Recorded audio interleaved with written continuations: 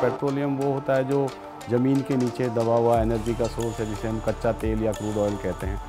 उसे निकाल करके, उसको परिष्कृत करके उससे कैसे फ्यूल्स बनाते हैं और कैसे केमिकल्स बनाते हैं, उसके ऊपर हमारा संस्थान शोध करता है। प्रधानमंत्री जी ने एक बहुत बड़ा फंड क्रिएट किया है कि देश में शोध को बढ़ावा मिले, तो आने वाले समय में और अच्छी मौके रोजगार के भी और रिसर्च के भी बच्चों को मिलेंगे।